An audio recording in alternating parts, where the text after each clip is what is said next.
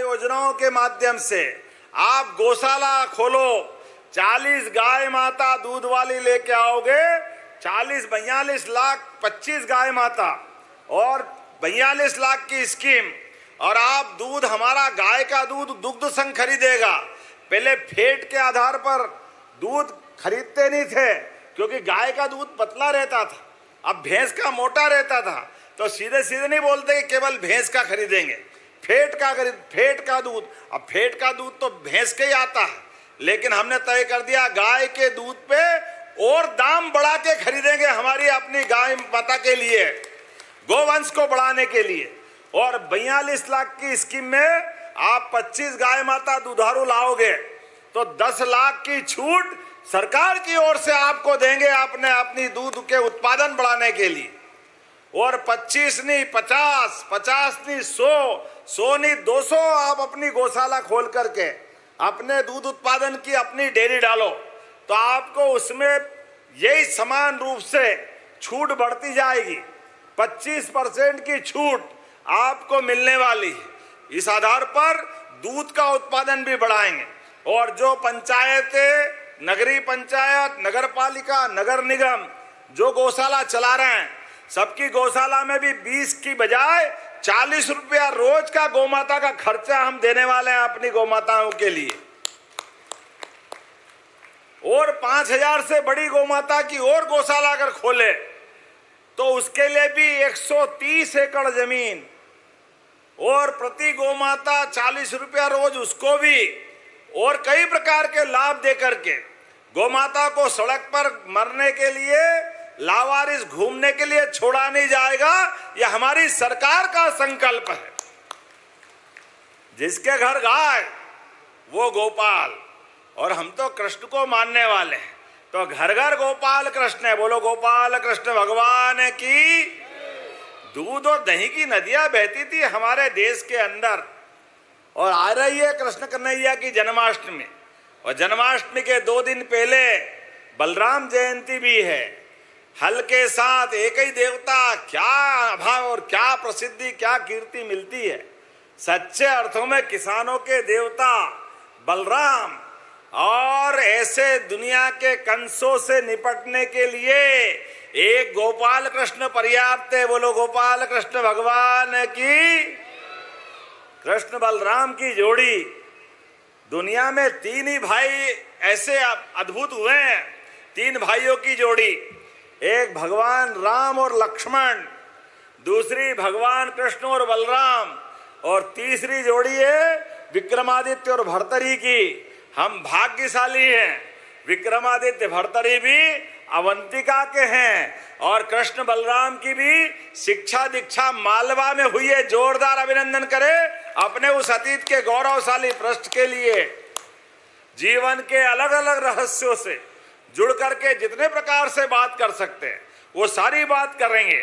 लेकिन जब मैं आपसे यहाँ की फैक्ट्रियों की बात कर रहा हूँ, कारखानों की बात कर रहा हूँ, तो मुझे अलग अलग गांव के बारे में, आपने कहा यहाँ पानी की लाइन डालना पड़ेगी, यहाँ सिंचाई की लाइन डालना पड़ेगी।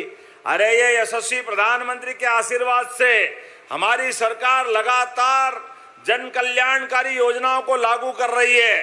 तो जब हमने अपनी पीकेसी योजना, पार्वती, काली सिंध, चंबल योजना लागू करी, उसके माध्यम से चंबल, मुरैना, श्योपुर से लगाकर वहां चंबल के बाद इधर राजगढ़ के बाद शाजापुर, देवास, उज्जैन, आगरा भी लाभान्वित होगा। जोरदार अभिनंदन करें आपकी सारी नदियों के पानी के माध्यम से। एक एक गांव में सिंचाई का पानी, एक एक गांव में पीने का पानी हमारी सरकार के माध्यम से देने का प्रबंध कर रहा है। और केवल पीने का और सिंचाई का नहीं, ये जो कारखाने लग रहे हैं ये भी पानी की डिमांड करेंगे, तो इनको भी पानी देने वाले हैं हमारे अपने सभी प्रकार के प्रबंधों से। कोई कमी आने वाली नहीं है। और उज्जैन आगर भी 4 लेन होने वाला। जोरदार अभिनंदन करो बदलते दौर के साथ।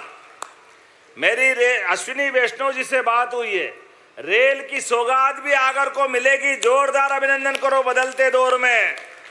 कांग्रेस के जमाने में पटरी उखाड़ी गई थी, हमारी सरकार वो सारी सुविधा देगी। और कल ही एक और बड़ी सौगात मिलने वाली भोपाल के पास। हमारी मेट्रो तो इंदौर में अभी थोड़ी चली है, भोपाल में तो उद्घाटन भी अभी होना बाकी है, लेकिन उसके पहले माननीय मोदी जी ने कल राजनाथ सिंह जी के माध्यम से मेट्रो ट्रेन पूरी की पूरी बनाने के डब्बों का कारखाना भोपाल में प्रारंभ हो रहा। जोरदार अभिनंदन करो। अपने प्रदेश के सभी युवाओं के लिए, युवा, महिला, गरीब, किसान, सबकी बेहतरी के लिए एक के बाद एक कारखाने खोलते हुए रोजगार के अवसर रोज दिला रहे हैं। और आप बदलते दौर में दुनिया, आप देखो समाचार पत्रों में, इलेक्ट्रॉनिक चैनल में, सोशल मीडिया में, हर एक कोई अलग अलग प्रकार से अपने देश को आगे बढ़ाने जा रहा है। लेकिन हमें गर्व है हमारे माननीय प्रधानमंत्री नरेंद्र मोदी पर, जिनने कहा चाहे जो हो जाए किसानों का बुरा नहीं होने दूंगा, ये मोदी जी का संकल्प है।